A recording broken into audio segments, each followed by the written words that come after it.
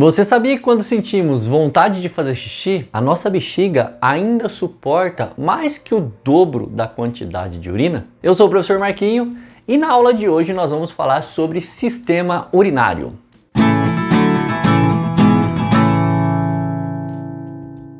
É isso mesmo, meus jovens. A nossa bexiga é um órgão muscular e que suporta aproximadamente uns 700 ml de urina. Porém, já começa a dar sinais para o sistema nervoso com 300 ml. Então você, meu aluninho, você, minha aluninha, quando tem aquela vontadezinha de fazer xixi no finalzinho da aula, segura um pouquinho, escuta a explicação, anota o conteúdo, porque dá para aguentar um pouquinho para ir no banheiro, beleza?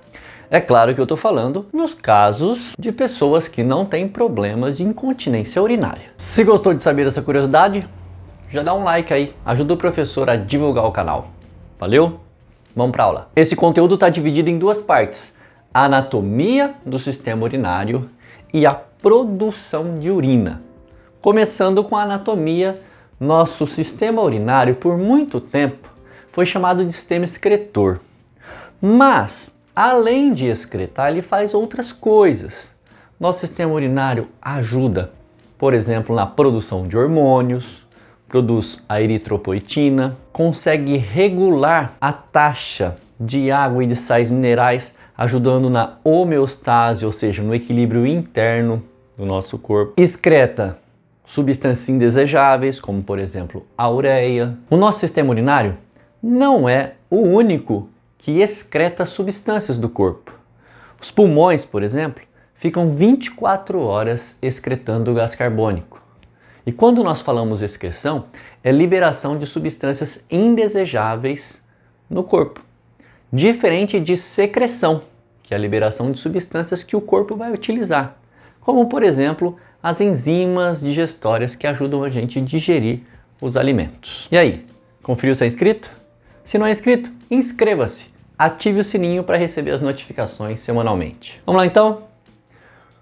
Nosso sistema urinário é formado por dois rins. Lembrando da posição anatômica, o corpo está de frente para vocês, então o rim direito está aqui, na sua esquerda, e o rim esquerdo está aqui, na sua direita. Percebam que os rins recebem sangue via artéria renal e mandam sangue via veia renal.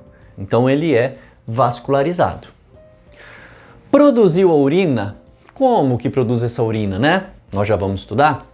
Produziu a urina, então, ela desce pelos ureteres, que são esses caninhos, até chegar na bexiga urinária. Como eu disse, 300 ml já dá sinais do sistema nervoso, nós eliminamos a urina pela uretra. A uretra masculina é maior do que a uretra feminina porque passa por dentro do pênis. Se nós aproximarmos para analisar o que tem dentro dos rins, aí fica fácil entendermos a produção de urina. Vamos lá, ó. Eu coloquei o R aqui, que nada mais é do que a unidade renal. Os rins possuem aproximadamente 1 milhão de néfrons cada um. E esses néfrons possuem essas 6 estruturas que nós vamos analisar, nós vamos primeiro conhecer para depois entender como a urina é produzida. Então vem comigo. Você percebe que o número 1 é o glomérulo renal, esse amontoado de vasos sanguíneos, bem fininhos. Antes de chegar no glomérulo, existe a arteríola aferente, que manda o sangue para o glomérulo. E depois, saindo do glomérulo, tem a arteríola eferente. Vale dizer que o sangue chega pela arteríola aferente até o glomérulo e sai pela arteríola eferente. Essa arteríola eferente se enrola em todos esses túbulos renais aqui, só que eu coloquei ela por cima para ficar mais fácil a gente entender o funcionamento. O número 2 indica pra gente a cápsula renal. Cápsula de Bowman.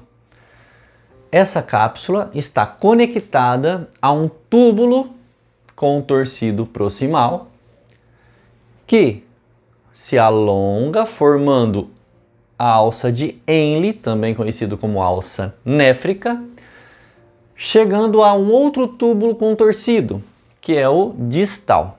Esse túbulo contorcido distal desemboca num ducto coletor. Daqui para baixo começa o ureter. Então o ducto coletor está bem nessa regiãozinha dos rins que nós chamamos de pelve. Então, vamos entender a produção dessa urina. O primeiro evento é a filtração. A filtração acontece bem aqui, ó, do órgão 1, que é o glomérulo, para o órgão 2, que é a cápsula de Bowman. O que está acontecendo aqui é a passagem de água, sais minerais, ureia e outras substâncias, como por exemplo, aminoácidos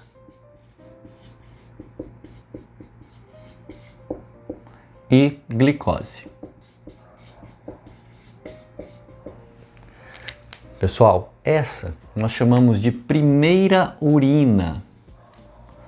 Essa primeira urina não é a urina verdadeira, porque ela tem substâncias que ainda são indispensáveis para o corpo, como por exemplo, muita água, muitos sais minerais, aminoácidos e olha só, glicose. A glicose não pode ser excretada. Ela é combustível das nossas células. Para que as nossas células façam respiração celular é necessário glicose, então não pode jogar a glicose fora, ok? Na sequência, então, toda essa primeira urina vai passando pelo túbulo contorcido proximal, pela alça de Henle, pelo túbulo contorcido distal. O que acontece ao longo desses túbulos, como eu disse para vocês, né? O vaso sanguíneo está em volta deles, é um retorno de parte dessas substâncias. O que nós chamamos de reabsorção. Então a reabsorção vai acontecer nas partes 3, 4 e 5 para o sangue. Então vai voltar para o sangue o quê? Parte da água, parte dos sais minerais, aminoácidos e principalmente a glicose. Lembra? Guarda a glicose porque é a que mais cai nas questões. Voltando a essas substâncias que são boas, chega aqui nessa regiãozinha final, o número 5, túbulo contorcido distal, menos substâncias boas e mais substâncias que precisam ser jogadas fora, como por exemplo a ureia. Então, nesse ponto de entrada no ducto coletor, forma-se a nossa segunda urina, que tem bastante ureia, água e sais minerais. Essa é a urina verdadeira que vai ser jogada fora. Porém, existe mais um evento que pode acontecer nessa região. Substâncias que estão no sangue, substâncias que nós chamamos de indesejáveis, como por exemplo, antibiótico, saem do sangue de forma ativa e entram nos túbulos renais para serem jogados fora.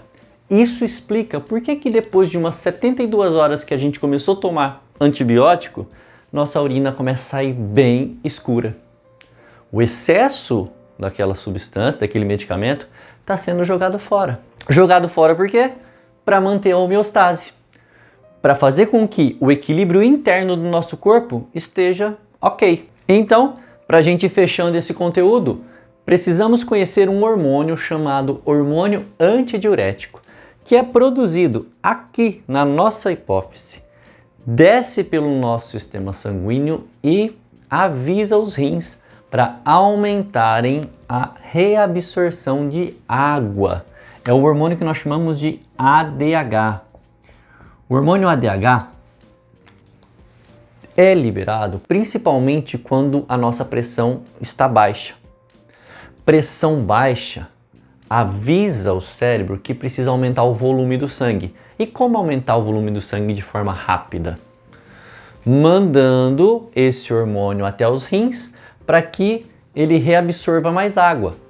isso faz com que aumente o volume do sangue, normalizando a pressão. Lembra que eu falei da homeostase? Quando pessoas tomam bebidas alcoólicas, acabam eliminando bastante urina, porque o álcool inibe o ADH, fazendo com que a pessoa não reabsorva água e, pelo contrário, libere muita água, sais minerais, faça bastante xixi. Qual o problema disso? Desidratação e, consequentemente, aquela ressaca que a gente já ouviu dizer. Aquela ressaca, para ser curada, normalmente no hospital o que eles fazem? Soro, que tem água e sais minerais, e glicose. Por quê? Porque a pessoa acabou perdendo muita água e sais minerais durante a micção, né? A eliminação de urina constante, porque o álcool inibiu o ADH. Beleza? Espero ter ajudado. Se você tiver alguma dúvida ou sugestão de aulas para as próximas semanas, deixe nos comentários que o professor responde. Vou ficando por aqui. Beijos e abraços. Fui!